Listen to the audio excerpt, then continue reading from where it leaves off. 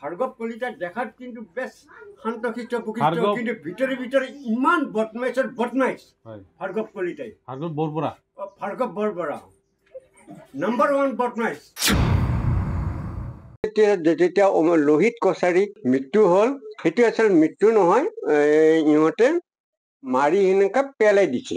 ভাৰ্গৱে মাৰিছে আৰু লগত ভাৰ্গৱ অকল নহয়, তাৰ লগৰ বিলাকক মিলিজুলি পুৰা পুলিচ ষ্টাফে মিলিজুলি মাৰি সেনেকা পেলাই দিছে।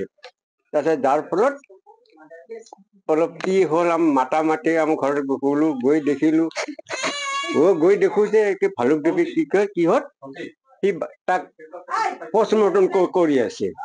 আচলতে তেনেকুৱা অফিচাৰ হোৱাটো আৰু কিমান বা কৰিব, আৰু বা ক'ত কৰি আছে, তেনেকুৱা অফিচাৰক ৰখাটো আমাৰ মাননীয় মুখ্যমন্ত্ৰী হিমন্ত বিশ্ব শৰ্মালৈ মই প্ৰাৰ্থনা কৰো, তেনেকুৱা অফিচাৰ ৰখাটো নৰখাই ভাল। আৰু হয়তো ভৱিষ্যতে আৰু কিমান মানুহক মাৰিব তেনেকুৱা কৰি ৰাতি ৰাতি।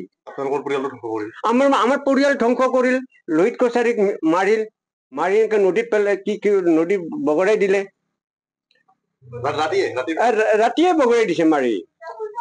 সেইকাৰণে মই অনুৰোধ কৰো অসমবাসীক হওক, আমাৰ মাননীয় মুখ্যমন্ত্ৰী হিমন্ত বিশ্ব শৰ্মাৰ দয়লৈ প্ৰাৰ্থনা কৰো, তেনেকুৱা অফিচাৰক ৰখাটো নৰখাই ভাল।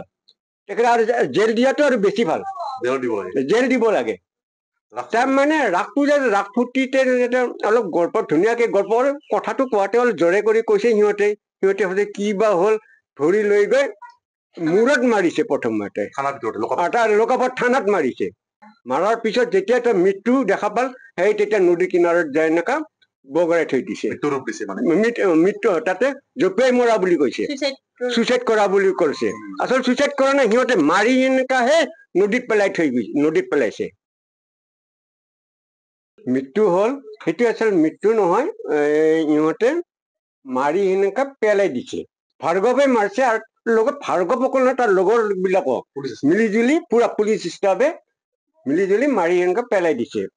তাৰপিছত যাৰ ফলত অলপ কি হ'ল, মাতা মাতি ঘৰত গলো, গৈ দেখিলো, গৈ দেখো যে ভালুক দেৱী কিহত সি তাক পষ্টমৰ্টম কৰি আছে।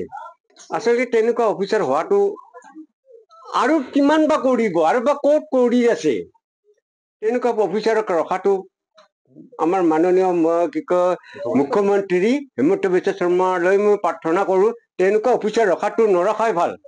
আৰু হয়তো ভৱিষ্যতে আৰু কিমান মানুহক মাৰিব তেনেকুৱা কৰি ৰাতি ৰাতি। আমাৰ পৰিয়াল ধ্বংস কৰিল, লোহিত কছাৰীক মাৰিল, মাৰি এনেকে নদীত পেলাই নদী বগৰাই দিলে, ৰাতিয়ে বগৰাই দিছে মাৰি। সেইকাৰণে মই অনুৰোধ কৰো, যিকোনো খবৰৰ বাবে যোগাযোগ কৰক 7099017330 অথবা 7099017990 নম্বৰত।